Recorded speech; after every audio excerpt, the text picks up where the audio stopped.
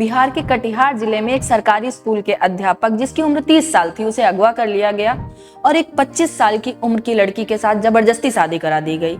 बिहार की यह घटना बिहार की दशकों पुरानी एक रीति, एक रिवाज जिसे पकड़ुआ विवाह यानी जबरदस्ती विवाह कहते हैं, उनकी यादों को ताजा करती है। शादी के मौसम में बिहार में कई जिलों में पकड़ुआ विवाह की घटना आम हो जाती है, जिनमें बेगूसराय, लखीसराय, पटना, नालंदा, समस्तीपुर, जमुई और मुंगेर जिले शामिल हैं। कटिहार जिले में सरकारी स्कूल बिहार के एक सरकारी स्कूल में सहायक शिक्षक के रूप में तैनात अविनाश कुमार को कुछ लोगों ने बंधक बना लिया और पास के एक मंदिर ले गए। लड़की के रिश्तेदार मंदिर में पहले से मौजूद थे।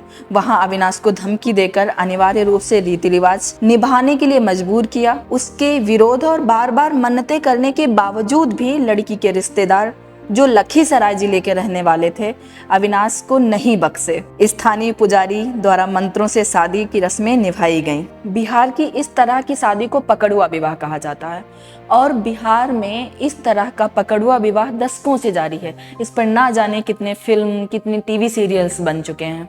पकड़ुआ विवाह असल में वह होता है कि इसमें एक लड़के को अगवा किया जाता है जो शादी लायक हो और खासकर वो कुछ कमाता धमाता हो, वो जॉब वगैरह में हो, और उसको जबरन पकड़ करके शादी करवा दी जाती है। बिहार में पकड़ुआ विवाह का इतिहास 1980 के दशक के बाद शुरू हुआ। रिपोर्ट के मुताबिक 80 के दशक के बाद बिहार में बेगूसराय जिले में पकड़ुआ विवाह का चलन सबसे ज्यादा था।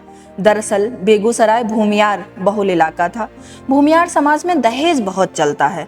पकड़ुआ विवाह के समर्थन में तर्क दिया जाता है कि ये शादी दहेज के खिलाफ की जाती है। भले यह गैर कानूनी है, लेकिन दहेज का विरोध करने वाले ये नया तरीका अपनाते हैं। बिहार में पकड़ुआ विवाह के लिए तो गांव के लोग बाकायदा लड़कों के लिए अपहरण की सुपारी तक देते हैं। पकड़ुआ विवाह के लिए आमतौर पर पढ़े लिखे और नौकरी पेशा वाले लड़कों का शिकार बनाया जाता है। पकड़ुआ विवाह में अगवा करने के बाद लड़के को लड़की के घर ले जाया जाता है। वहां उसे कढ़ाईदार टोपी पहनाई जाती है जिसे मौर कहा जाता है। ये टोपी असल में स्वीकृति का प्रतीक होती है। अगर दूल्हे ने मौर पहन ली तो उसे अपनी सहमति मान लिया जाता है। ज्यादातर मामले में दूल्हे को जबरदस्ती मौर पहना दिया जाता है। ऐसी शादियों की वीडियो रिकॉर्डिंग जरूर की जाती है ताकि इसे सबूत के तौर पर पेश किया जा सके। यहाँ तक कि ऐसी शादी में मंदिर के पुजारी भी लड़की के परिजनों के साथ होते हैं और शादी के बाद मैरिज सर्टिफिकेट भी दिया जाता है। पकड़ुआ विवाह पर क्या कहते हैं आंकड़े?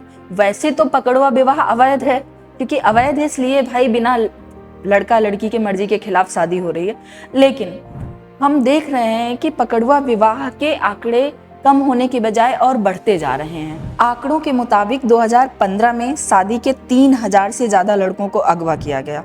इसके बाद 2016 में 3075, 2017 में 3405, 2018 में 4317, 2019 में 4498 तथा 2020 में 2695 पुरुषों का अपहरण हुआ। 2020 में कम इसलिए हुआ क्योंकि कोरोना था। नेशनल क्राइम रिपोर्ट ब्यूरो यानी NCRB के आंकड़ों के मुताबिक 2021 में देश भर में 18 से 30 साल तक के 3507 पुरुषों का अपहरण हुआ, जिनमें से 597 अकेले बिहार के थे। इसी तरह से 2021 में ही अकेले बिहार के 450 लड़कों का जबरन अपहरण करके शादी करवा दी गई। तो ये कहते हैं आंकड़े। तो पकड़ुआ विवाह के बारे में काफी हद तक हमने चीजें बताई हैं। तो जो भी बिहार के कामकाजी पुरुष हैं वो बच के रहें पकड़ुआ विवाह से।